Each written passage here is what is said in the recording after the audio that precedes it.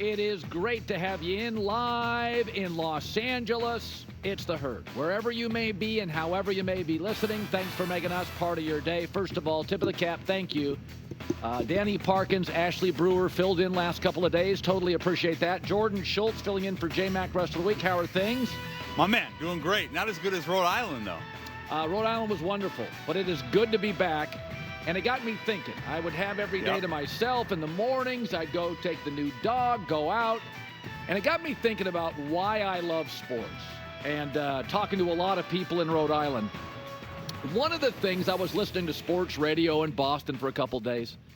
One of the things I love about sports, the pressure, the adult conversations. It's not too mean to talk about somebody's age. There's a lot of pressure, and you got to win now. I was thinking outside of Andy Reid, Sean McVay, Jim Harbaugh, and Matt LaFleur, 4 coaches in the entire sport. If any other coach had a bad season, they're in big trouble. Kyle Shanahan has a losing record without Christian McCaffrey. That roster goes 7-10. You don't think there's heat on Kyle Shanahan? What about John Harbaugh? They wanted to run him out of town 3 years ago. You think they finished 3rd or 4th in that division? There's not heat? Even the rookie coaches. You get off to a bad start by Thanksgiving. We got the wrong guy. You can even make the criticism in sports personal. Pete Carroll, though he has the energy of a 17-year-old after a bag of Skittles. You know, he is in his 70s. That's an adult conversation. Not a lot of coaches got into their 70s and were at their best. Bill Belichick, 6 rings, even named a boat after it. He feels a bit like a dinosaur. You can have those conversations. Brian Daboll not only got Daniel Jones to the playoffs, he won a game with Daniel Jones. He won a game. He goes 6-11, he probably gets fired. And I think he's a great coach. That's what's great about sports. That's not the downside. 5 of the last 8 NBA coaches of the year got fired from the team they won the award. Expectations, adult conversations. Win now, you're paid a lot. Yet in the Democratic Party, it's considered ageist, harsh, mean to have discussions about Joe Biden's age. His mental acuity? I don't know. It feels like the president's a fairly important job. I read that people were caught off guard by his regression. You don't have iPhones? Grow up. Have a real conversation. People were having conversations and questioning it 4 years ago. But in politics, I'm uncomfortable. Not in sports. Not in sports. Dak Prescott. You make Patrick Mahomes money. Win more when it counts. I love Lamar Jackson. Another stinker in the playoffs. Time for real heat. Sean McDermott keeps winning his division. I'm sorry, Josh Allen's too good not to end up in Super Bowls. Those aren't the downsides to it. It's why I defended vigorously the Angel Reese, Caitlin Clark discussions. The girls could handle it. The women were fine. It was all the fragile sports media asking weird, dorky questions and being uncomfortable with it. The women were great. Caitlin's going to be fine. Angel Reese is crushing it. And you should push back on fragile sports media if they're outraged by things that are happening to everybody. I enjoy politics every 4 years, but the reason I love sports is accountability and adult conversations and debate at home, on a show, in a bar, real people talking about real things, pressurized situations. Don't let sports become politics.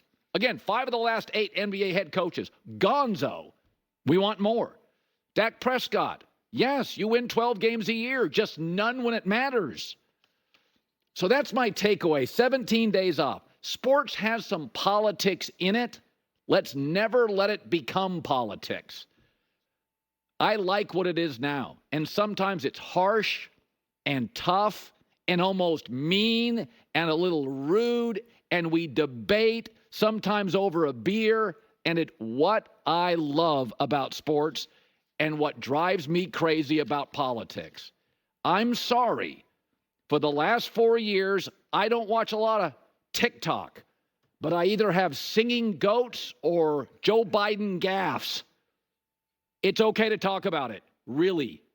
The democracy thing, it's kind of important. The other thing that was notable to me, and I don't know why it gets people worked up, but man, I must have had a half dozen people ask me about this. They were talking about it coast to coast on sports radio.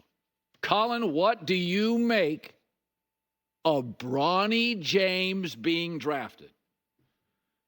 I don't know. Isn't it kind of an understanding in America? You do me well, I owe you a solid. That's like a given, right? I take you to the airport. You're buying the next dinner.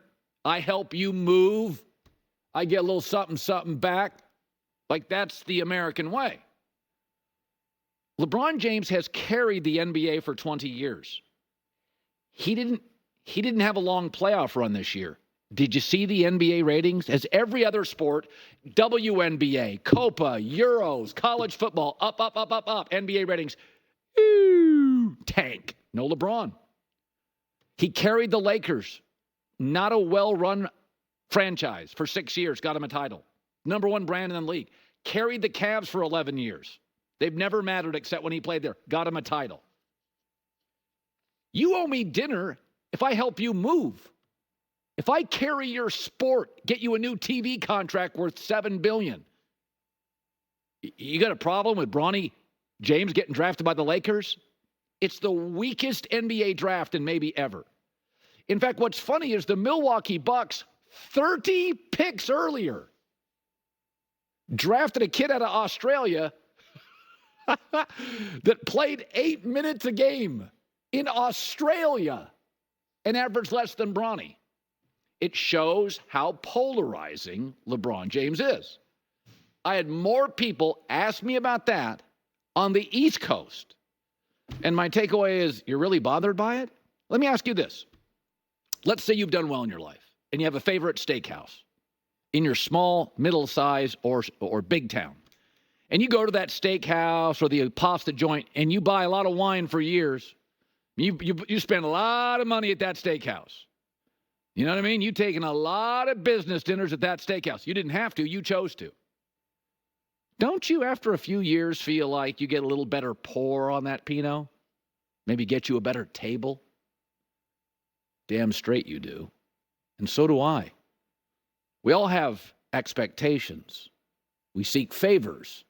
We all get a little entitled if we give you something.